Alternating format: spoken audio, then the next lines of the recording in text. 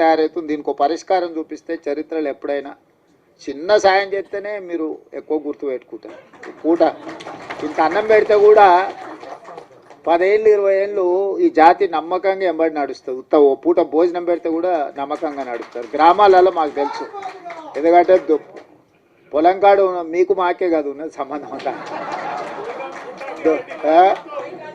బాయికాడ ఏదైనా ఉన్నది మీకు మాకే సంబంధం కాబట్టి మీ గురించే నాకు పూర్తిగా అవగాహన.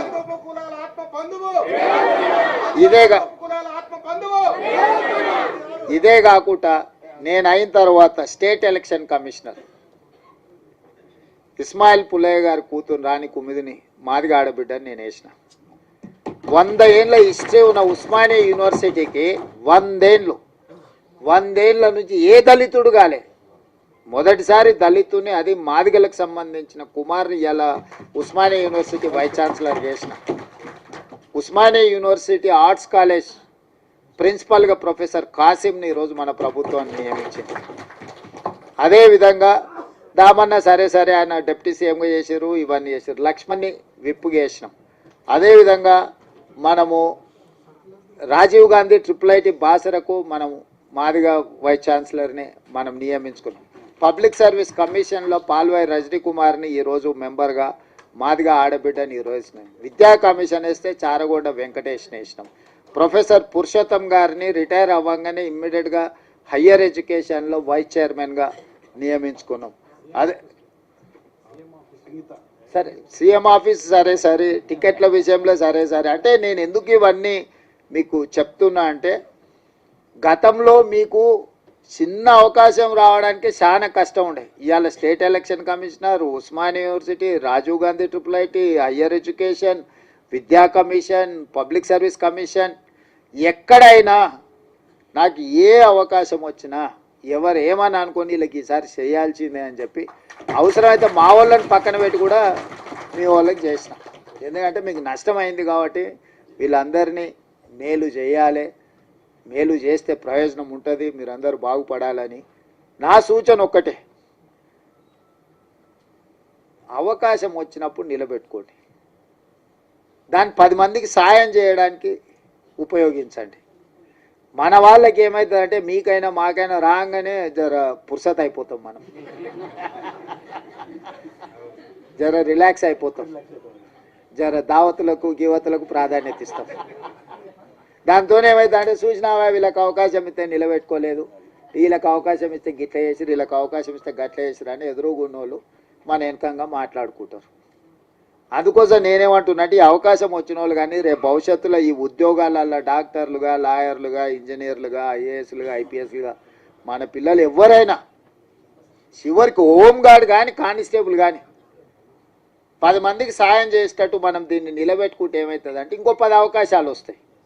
మనం అవకాశం ఇచ్చినప్పుడు దీన్ని సరిగ్గా మనము ప్రజల ముందర కొంచెం మన గౌరవం పెరిగేటట్టు మనం వివరించకపోతే వీళ్ళకి ఇస్తే గింతేనా, వీళ్ళు మారరు, వీళ్ళు గిట్లనే ఉంటారు అంటే నేను జర ఓపెన్ అయ్యి చెప్తున్నా మీతోనే. ఎందుకు చెప్తున్నానో దీన్ని అర్థం చేసుకోరి.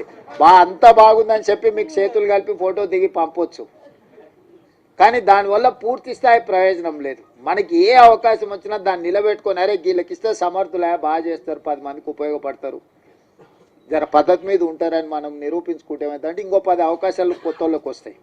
మనం దాన్ని ఆ అవకాశాన్ని మనం సరిగ్గా ఒడిసి పట్టుకోకపోతే ఏమవుతుందంటే ఎక్కడో ఒక దగ్గర వీళ్ళకి ఇస్తే గిట్టనే చేస్తారా అని మీకు మాకు ఆ చెడ్డ పేరు రావద్దు.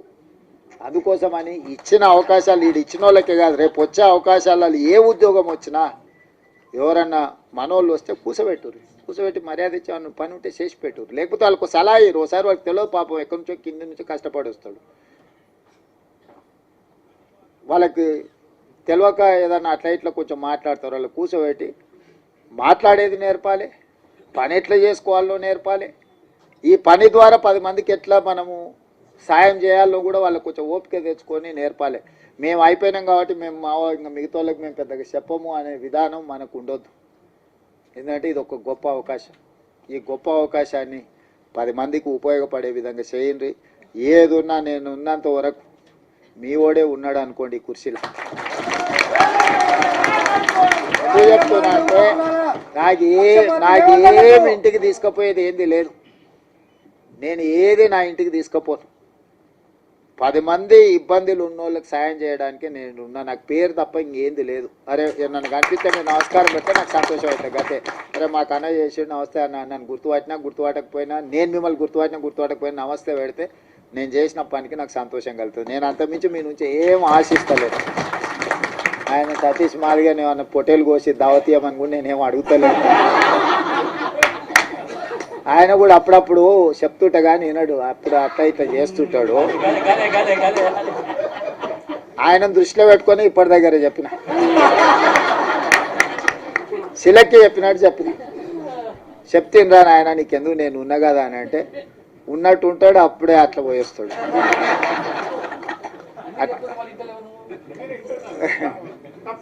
చింతాస్వామి సరే, చింతాస్వామి నాకు చదువుకునేటప్పటి నుంచి కూడా తెలుసు, ఫైన్ ఆర్ట్స్ కాలేజ్ నుంచి కూడా తెలుసు. మన వాళ్ళకి ఏంటంటే ఆవేశం ఎక్కువ, కొంచెం ఆలోచన తక్కువ చేస్తారు. ఆవేశంలో ఆలోచన రాదు ఎవరికైనా, నాకైనా మీకైనా ఎవరికైనా. ఆవేశంలో తీసుకున్న నిర్ణయం అక్కడికి రాదు. ఆవేశాన్ని తగ్గించండి, ఆలోచన వెంచూరి, వచ్చిన అవకాశాన్ని సద్వినియోగం చేసుకొని ఈ ప్రభుత్వం మీకు అండగా నిలబడుతుంది. మీ మంచి కోసం పనిచేస్తే మీ వెల్ఫేర్ కావచ్చు, మీ డెవలప్మెంట్ కావచ్చు, పిల్లలకి చచ్చిపోయిన వాళ్ళు లేకపోతే బాధితుల కుటుంబాలకి ఇంతకుముందే ఇచ్చిండ్రు. బుడగ సంఘాల నుంచి వీళ్ళందరికీ ఇల్లు లేని వాళ్ళు ఉన్నారు. అందరికీ ఈసారి ఇల్లు ఇచ్చే బాధ్యత నాది. మీ అందరినీ మీ వెల్ఫేర్ కోసం, మీ డెవలప్మెంట్ కోసం, మీ ఎడ్యుకేషన్ కోసం పర్ఫెక్ట్గా గవర్నమెంట్ చేస్తుంది. ఓ రోజు ఆలస్యం కావచ్చు, నాకు 100% ఇవ్వాలని ప్రేమ ఉన్న ఓసారి అవకాశం రాదు. దాని అర్థం మీకు ఇవ్వద్దని కాదు. దానికి కొంచెం ఓపిక, కొంచెం వ్యవహారం, కొంచెం పద్ధతి మీద మనం చేసుకుందాం. మీరందరూ ఎవరితో కొట్లాడకరి, మీరు ఎవరితో వాదించాల్సిన పని లేదు, ఎవరితో కొట్లాడాల్సిన పని లేదు. మీ పని మీకు జరుగుతుంది. జరగడానికి ఇంతమంది ఉన్నాం మేము ఈడ. మీకు ఏం కావాలో చేసి పెట్టడానికి మేము ఉన్నాం, చేసి పెడతాం. మంచిగా చేసుకొని నిలబెట్టుకోండి. పిల్లల్ని మంచిగా కోచింగ్ సెంటర్లకు పంపించుర్రి, ప్రిపేర్ చేయండి, పాస్ చేయించుండ్రి. వాళ్ళకి ఎడ్యుకేషన్కి ఏం కావాలనో, వాళ్ళ కోచింగ్లకు ఏం కావాలనో కూడా ఫర్దర్గా చేద్దాం. ఎందుకంటే ఇప్పుడు వరుసగా నోటిఫికేషన్లు వస్తాయి. ఈ నోటిఫికేషన్లో పిల్లలు సెలెక్ట్ కాకపోతే మనం ఇచ్చిన ప్రయత్నం అంత ఏంది? బ్యాక్లాగ్ పోస్టులు ఎందుకు ఉండాలి? పిల్లల్ని చదివించుర్రి. వాళ్ళ చదువులకు కావాల్సిన, వాళ్ళ కోచింగ్లకు కావాల్సిన ఏమున్నాయి, ఫారెన్ పంపించడానికి స్కాలర్షిప్లు ఉన్నాయి, అన్నీ ఇస్తా. పిల్లల్ని పంపించుర్రి, బయటికి పంపించుర్రి. ఎంతసేపు మన ఊర్లోనే మనం ఉండి, మన ఇళ్ళలోనే మనం ఉండి, మన దగ్గరనే ఉండి, ఇక్కడనే మనం ఇందులోనే ఇది చేయకంటే కొంతమంది చదువుకున్న వాళ్ళు చిన్న బయటకు పోతుంటే వాడు పెద్దోడు అవుతాడు, ఎదుగుతాడు, సమాజానికి ఉపయోగపడతాడు. వాడిని చూసి ఇంకో 4 తయారవుతారు. అరే మావాడు అమెరికాకు పోయి మేము కూడా పోతుంటాం, వాడు పోయినోడు 4 తీసుకుపోతాడు. ఒకరు పోయినరా అనుకో, 4 తనకు తెలిసిన వాళ్ళే తీసుకుపోతాడు కదా. అట్లనే మన దాంట్లో కూడా ఎవరైనా పోయేది ఉంటే కొంచెం భుజం దట్టూరి చేరి ఏ పని ఉన్నా వచ్చి చేయించుకొని పోండి. మీ అందరిని చూసి నాకు మంచి సంతోషమైంది. మీరందరూ అండగా నిలబడి ఉంది. ఒక సభ నేను మిమ్మల్ని అందరిని అడిగేది ఒక్కటే, నా కోసం కాదు, రాహుల్ గాంధీ గారు దీంట్లో పెద్ద ఎత్తున చేసిండు. మీ సత్తా ఆనాడు ధర్మయుద్ధం పరేడ్ గ్రౌండ్లో చేసినప్పుడు నేను మీకు అండగా నిలబడ్డా. మీకు గుర్తుందో లేదో మరి ఇది వచ్చిన వాళ్ళు. సరే, ఆ రోజు నేను వచ్చిన అట్లాంటిది ఈరోజు విజయోత్సవ సభ పెట్టుండ్రి. రాహుల్ గాంధీని దామన్న తీసుకొస్తాడు. ఎందుకంటే మనము కృతజ్ఞత చూపిస్తే ఆయనకు కూడా ఉత్సాహం వచ్చి ఇంకో 4 రాష్ట్రాలలో చేపిస్తాడు. ఎందుకంటే ఇప్పుడు కర్ణాటకలో, మిగతా రాష్ట్రాలలో కూడా ఇది కొంచెం వాయిదా పడతా వస్తుంది.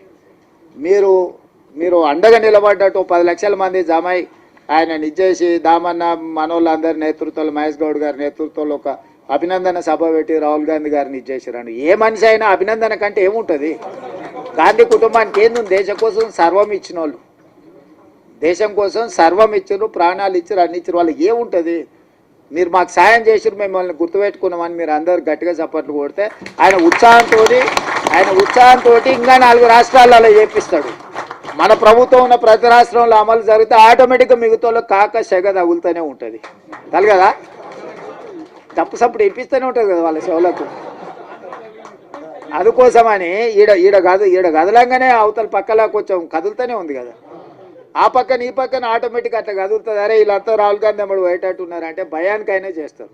అప్పుడప్పుడు జర తెలుగుగా భయపెట్టి కూడా చేసేది నేర్చుకోండి అని తెలియజేస్తూ సెలవు తీసుకుంటున్నాను. ఉస్మానియా యూనివర్సిటీలో ఉద్రిక్తత వాతావరణం చోటు చేసుకుంది. ఓయూలో ఎటువంటి ధర్నాలు నిరసనలు వద్దంటూ వీసీ ఇచ్చిన సర్క్యులర్ పై విద్యార్థులు బగ్గుమంటున్నారు.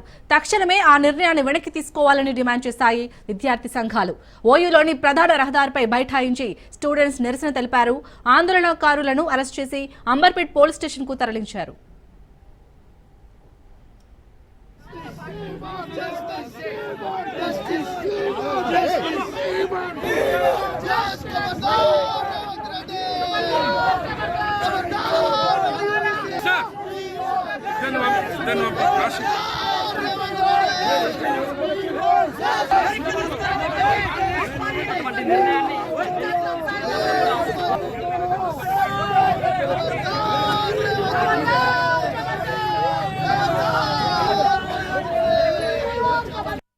నిర్వహిస్తా ఉన్నాం. ఈ రోజు ఆర్ట్స్ కాలేజీ ప్రాంగణంలో నిరసన వ్యక్తం చేసిన విద్యార్థి నేతలని అక్రమంగా అరెస్ట్ చేస్తా ఉన్నారు. దీన్ని తెలంగాణ పౌర సమాజం, మేధావులు, ప్రజాస్వామికవాదులు, ప్రభుత్వాల్లో ఉన్నటువంటి ప్రగతిశీల ఉద్యమకారులు కావచ్చు లేదా ప్రతిపక్ష పార్టీలు అందరూ దీని మీద స్పందించాలని మేము విజ్ఞప్తి చేస్తా ఉన్నాం. ఈ రోజు విద్యార్థులు ఏమడుగుతా ఉన్నారు?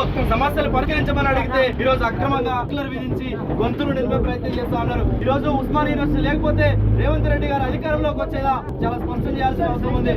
అందుకే తక్షణమే తెలంగాణ సమాజం దీని మీద స్పందించాలి, ప్రతిపక్ష పార్టీలు స్పందించాలి. ఓయూలో విడుదల చేసినటువంటి సర్క్యులర్ ని వాపస్ తీసుకోవాలని చెప్పేసి అన్ని విద్యార్థి సంఘాలుగా డిమాండ్ చేస్తా ఉన్నాం. నేను రేపు రాబోయే కాలంలో పెద్ద ఎత్తున విద్యార్థి ఉద్యమాన్ని నిర్వహిస్తామని కూడా ఈ సందర్భంగా తెలియజేస్తా ఉన్నాం.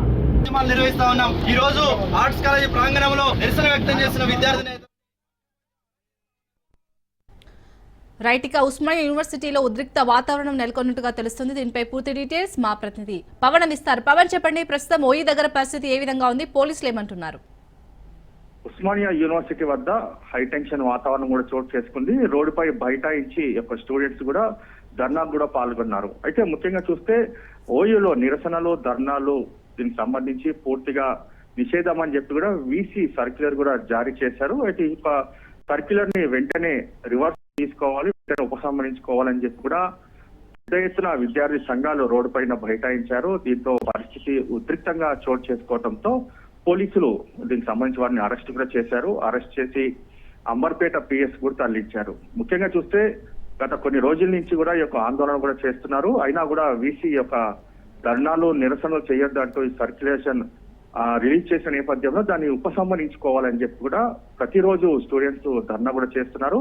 అయితే ఈ రోజు మాత్రం పెద్ద ఎత్తున ధర్నా చేయడంతో ఒక్కసారిగా పోలీసులు కూడా దీనికి సంబంధించి కూడా వారిని అరెస్ట్ చేశారు. అరెస్ట్ చేసిన నేపథ్యంలో రాబోయే రోజుల్లో మాత్రము ఈ యొక్క సర్క్యులర్ ని వెనక్కి తీసుకోకపోతే ఇంకా పెద్ద ఎత్తున భవిష్యత్ కార్యాచరణ కూడా చెప్తామని చెప్పి మరోవైపు విద్యార్థులు కూడా చెప్తున్న పరిస్థితి కనిపిస్తుంది. ఓవరాల్ గా చూస్తే మాత్రము ఉస్మానియా యూనివర్సిటీలో పరిస్థితి మాత్రం ఉద్రిక్తంగా ఉంది. అలాగే పవన్, మిగిలిన ఓయూ స్టూడెంట్స్ ఏమంటున్నారు? అయితే ప్రతి ఒక్క స్టూడెంట్స్ కూడా, ఎందుకంటే ఇది ఉద్యమాల గడ్డ ఉస్మానియా యూనివర్సిటీ అంటేనే మొదటి నుంచి కూడా ఈ యొక్క పేరు ఉంది. అలాంటి యొక్క ఉస్మానియా యూనివర్సిటీలో ఇలాంటి ధర్నాలు చేయొద్దని చెప్పి కూడా వీసీ ఏ విధంగా సర్క్యులర్ జారీ చేస్తారు అనేది మాత్రం ప్రధానంగా కొన్ని రోజుల నుంచి కూడా ఒక వాదన కొనసాగుతుంది. అయితే ఇందులో చూస్తే మాత్రము ప్రధానంగా స్టూడెంట్స్ మాత్రము సర్క్యులర్ వెనక్కి తీసుకునేంత వరకు తాము ఈ యొక్క నిరసనలు చేస్తూనే ఉంటామనేది మాత్రం ప్రధానంగా ఇటు దీనికి సంబంధించి విద్యార్థి సంఘాలు కూడా చెప్తున్నారు. Right, thank you Pawan.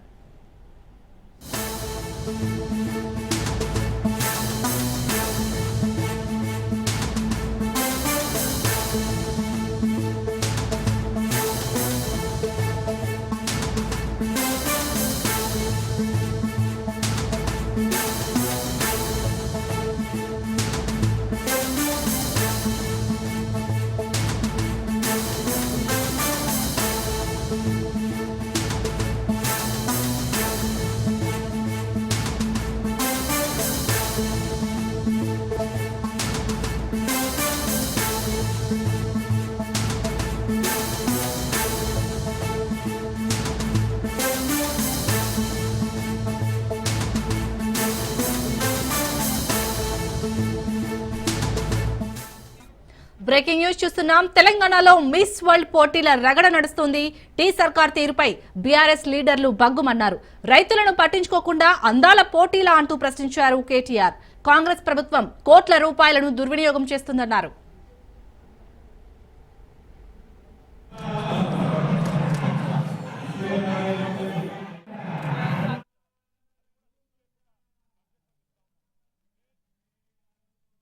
ఒకవైపు రాష్ట్ర వ్యాప్తంగా పంటలు ఎండుతుంటే రాష్ట్రంలో రైతులు ఆత్మహత్య చేసుకుంటే అందాల పోటీలు పెడతారట. అది కూడా సిగ్గు లేకుండా బడ్జెట్లో చెప్తా ఉన్నారు. మే నెలలో అందాల పోటీలు పెడతాం. ఎవరిని ఉద్ధరించడానికి? మీ ప్రభుత్వం అందమేమన్నా ఉన్నదా? చక్కగా ఉన్నదా? మీ ప్రభుత్వ నిర్వహణ చక్కగా ఉందా? రాష్ట్రంలో ఒక్క వర్గమన్నా ఆనందంగా ఉన్నదా? ఆటో వాళ్ళు ఆనందంగా ఉన్నారా? రైతులు ఆనందంగా ఉన్నారా? పెద్ద మనుషులు ఆనందంగా ఉన్నారా? మహిళలు ఆనందంగా ఉన్నారా? ఎవరు ఆనందంగా ఉన్నారో చెప్పమని కోరుతా ఉన్నాం. ఒకవైపు రాష్ట్ర వ్యాప్తంగా పంటలు ఎండుతుంటే రాష్ట్రంలో రైతులు ఆత్మహత్య చేసుకుంటే అందాల పోటీలు పెడతారట. అది తెలంగాణ ప్రతిష్టాత్మక పోటీలకు వేదిక కాబోతోంది. ప్రపంచమంతా ఆసక్తిగా తిలకించే ప్రపంచ సుందరి పోటీలు హైదరాబాద్ లో జరగనున్నాయి. మే 7వ తేదీ నుంచి 31 వరకు నగరంలో 72వ ఎడిషన్ మిస్ వరల్డ్ పోటీలను నిర్వహించనున్నట్లు miss world limited chairperson CEO జులియా మోర్లే తెలిపారు. బ్యూటీ విత్ ఏ పర్పస్ నినాదంతో ఈ పోటీలు నిర్వహించనున్నారు. దీనిపై పూర్తి డీటెయిల్స్ మా ప్రతినిధి రాజరెడ్డి అందిస్తారు. రాజరెడ్డి, మిస్ వరల్డ్ పోటీలపైన హైదరాబాద్ లో తెలంగాణ ప్రభుత్వం నిర్వహించబోతుంది. అత్యంత ప్రతిష్టాత్మకంగా కాంగ్రెస్ ప్రభుత్వం తీసుకుంది. ఈ యొక్క నేపథ్యంలో అన్ని ఏర్పాట్లను ఇప్పటి నుంచే పర్యవేక్షిస్తున్నారు. మే నెలలో ఈ యొక్క మిస్ ఇండియా పోటీలు ఉండనున్నాయి. అయితే మిస్ వరల్డ్ ఈ పోటీలకు ఏకంగా 140 దేశాల నుంచి పాల్గొంటున్నారు. ఇది ఇండియా ఆతిథ్యం ఏమవుతుంది. అందులో భాగంగా తెలంగాణలో ఆతిథ్యం ఇస్తున్నారు. ఈ యొక్క నేపథ్యంలో హైదరాబాద్ బ్రాండ్ ఇమేజ్ పెంచడానికి ఈ యొక్క కార్యక్రమం చేస్తున్నామని రాష్ట్ర ప్రభుత్వం చెప్తుంది. అయితే దీనికి సెటైర్స్ వేస్తున్నారు బీఆర్ఎస్ సర్కార్. బీఆర్ఎస్ నాయకులు కాంగ్రెస్ సర్కార్ పైన సెటైర్స్ వేస్తున్నారు. ఎందుకంటే ఇప్పటికే రైతులు అగమ్య గోచరంగా మారింది. ఎక్కడ కూడా రైతులకు నీళ్ళు అందట్లేదు. రైతులు అవస్థలు పడుతున్నారు. రైతుల సమస్యలను పట్టించుకోవట్లేదు. అలాంటి ప్రభుత్వము అందాల పోటీలకు హైదరాబాద్ వేదికగా పెట్టడం ఏంది? రైతులను పట్టించుకునేటువంటి ప్రభుత్వం అందాల పోటీలకు ప్రియారిటీ ఇవ్వడం ఏంది? 100 కోట్లు ఖర్చు పెట్టడం ఏంది?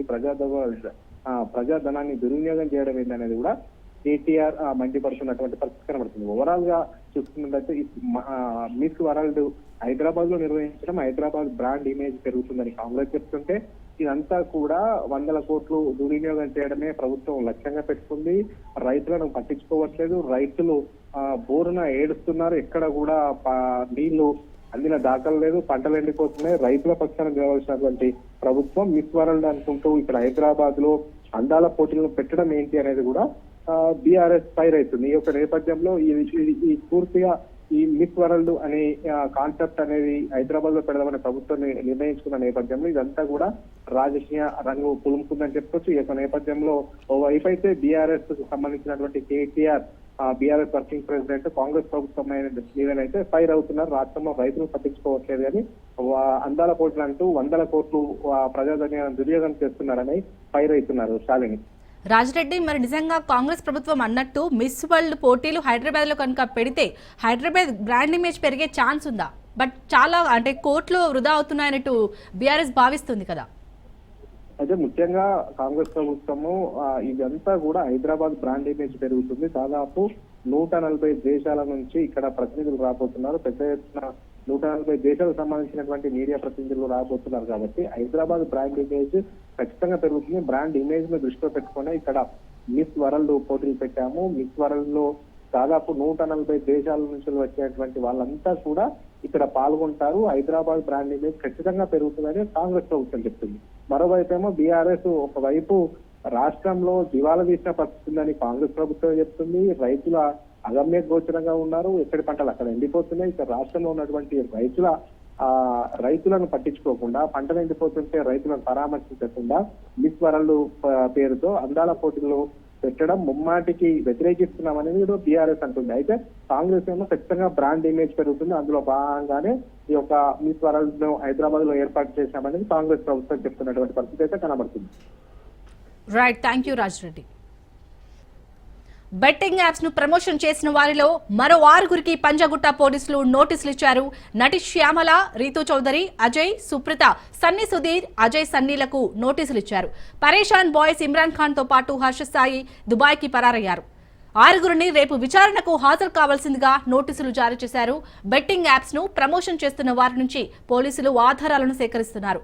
హీరోయిన్లు, హీరోలతో పాటు మరికొంతమంది ఇన్ఫ్లుయెన్సర్స్ పై నిఘా పెట్టారు పోలీసులు.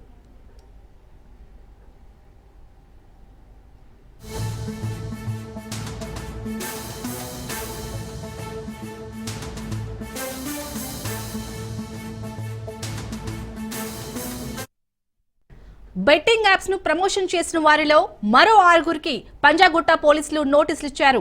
నటి శ్యామల, రీతూ చౌదరి, అజయ్, సుప్రీత, సన్నీ, సుధీర్, అజయ్, సన్నీలకు నోటీసులు ఇచ్చారు. పరేషాన్ బాయ్స్ ఇమ్రాన్ ఖాన్ తో పాటు హర్ష సాయి దుబాయ్కి పరారీ అయ్యారు. 6గురిని రేపు విచారణకు హాజరు కావాల్సిందిగా నోటీసులు జారీ చేశారు. బెట్టింగ్ యాప్స్ ను ప్రమోషన్ చేస్తున్న వారి నుంచి పోలీసులు ఆధారాలను సేకరిస్తున్నారు. హీరోయిన్లు, హీరోలతో పాటు మరికొంతమంది ఇన్ఫ్లుయెన్సర్లపై నిఘా పెట్టారు పోలీసులు.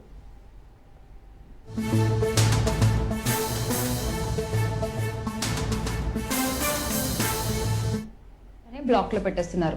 అవునా కాదా? ఇక మనం ఆ హిందీ సైట్స్ వైపు చూసే అవసరమే లేదండి. ఎందుకంటే మనం ఇప్పుడు తగ్గేదేలే.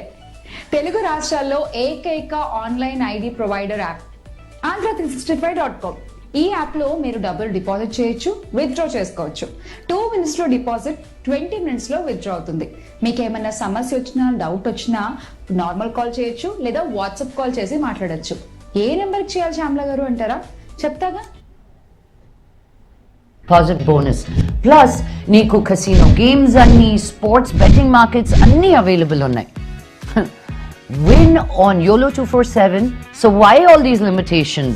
Let's go unlimited in online casino and betting, on sports, unlimited fun, unlimited thrill, unlimited rewards. YOLO 247 is the first iGaming platform. Economic times. So this టాచ్ 777 book లో ఫాస్టెస్ట్ విత్డ్రాల్స్ అండ్ మరియు బెట్టింగ్ కి ఎలాంటి పరిమితి లక్షణాలు? Betting apps promotion విచారణకు సంబంధించి పూర్తి details మా ప్రతినిధి రత్నకుమార్ అందిస్తారు. రత్నకుమార్, చెప్పండి. నిన్న ఇద్దరికైతే నోటీసులు అందజేశారు, బట్ వాళ్ళిద్దరైతే విచారణకు హాజరు కాలేదు. ఇంకా 6గురికైతే నోటీసులు అందజేశారు. మరి రేపు వాళ్ళు విచారణకు హాజరు కావాల్సింది ఇటు పంజాగుట్ట పోలీసులు అయితే చెప్తున్నారు. మరి రేపు వాళ్ళు విచారణకు హాజరయ్యే ఛాన్స్ ఉందా? అప్డేట్స్ ఏంటి ఈ కేసుకు సంబంధించి?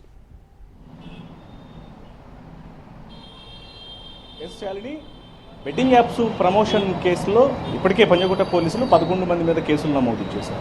ఇందులో ఇప్పటికే ఇద్దరికి నోటీసులు ఇవ్వడం జరిగింది విచారణకు హాజరు కావాలని. నిన్న విష్ణుప్రియ భీమనేనిని విచారణకు రావాలని పోలీసులు తెలియజేసినప్పటికీ ఆమె విచారణకు డుమ్మా కొట్టింది.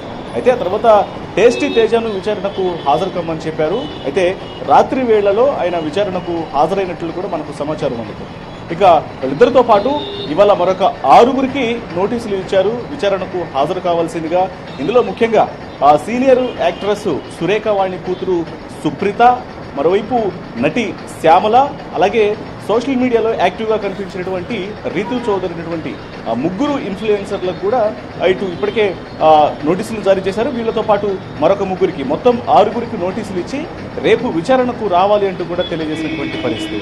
ఇక ఇదిలా ఉంటే ఎప్పుడైతే పోలీసులు తమ మీద కేసులు బనాయించారన్నటువంటి విషయం తెలిసిన తర్వాత ఈ 11 మందిలో చాలా కీలకంగా ఉన్నటువంటి 2 వ్యక్తులు, ఒకటి హర్ష సాయి, మరోవైపున పరేషాన్ బాయ్స్ అనే యూట్యూబ్ ఛానల్ నిర్వహించినటువంటి ఇమ్రాన్, ఈ ఇద్దరు కూడా ప్రజెంట్ దుబాయ్ పరారైనట్లు తెలుస్తోంది.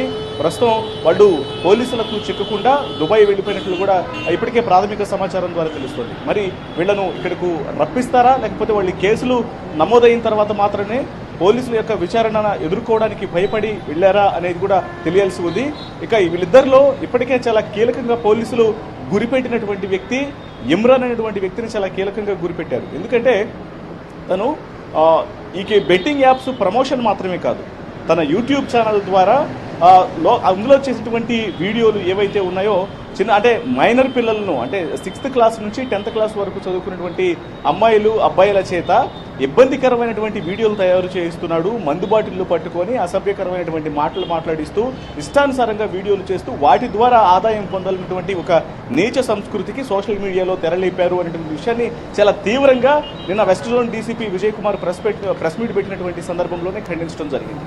సో ఇంతలా తన మీద అభియోగాలు వచ్చిన తర్వాత ఒకవైపున బెట్టింగ్ యాప్స్ ప్రమోషన్లు కూడా కేసులు నమోదైన తర్వాత పోలీసులు బెట్టింగ్ యాప్స్ ప్రమోషన్ కు సంబంధించి మాత్రమే కాదు, తను చేసినటువంటి వీడియోల మీద కూడా యాక్షన్ తీసుకుంటాం, లీగల్ పరమైనటువంటి అన్ని సలహాలను తీసుకొని అనేటువంటి విషయాన్ని చాలా స్పష్టంగా తెలియజేశారు. ఇక ఇందులో భాగంగానే తన మీద ఖచ్చితంగా తనకు ఉచ్చు బిగుసుకోబోతోంది అనేటువంటి విషయం తెలిసిన తర్వాత ఇమ్రాన్ ఇటు హైదరాబాద్ను వదిలి ఇమ్మీడియట్గా రాత్రికి రాత్రు అతను దుబాయ్ పారిపోయాడన్నటువంటి విషయం కూడా తెలుస్తుంది. అయితే దీనికి సంబంధించి ఒక కన్ఫర్మేషన్ అయితే రావాల్సి ఉంది.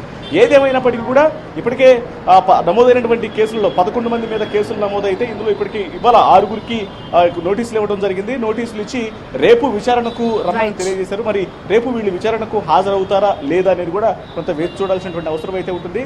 మరి నిన్ననే విష్ణుప్రియను విచారణకు హాజరు కావాల్సిందిగా పోలీసులు ఆదేశాలు జారీ చేసినప్పటికీ ఆమె హాజరు కాలేదు కాబట్టి మరి మిగతా 6గురికి ఇప్పుడు నోటీసులు ఇచ్చారు కాబట్టి రేపు వాళ్లతో పాటే కలిసి విష్ణుప్రియ కూడా విచారణకు హాజరవుతుందా, ఏం జరగబోతుందనేది కూడా కొంత వేసి చూడాల్సినటువంటి అవసరం అయితే ఉంటుంది.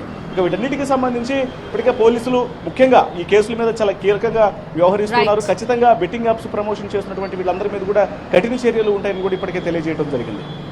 Right, thank you Ratnakumar.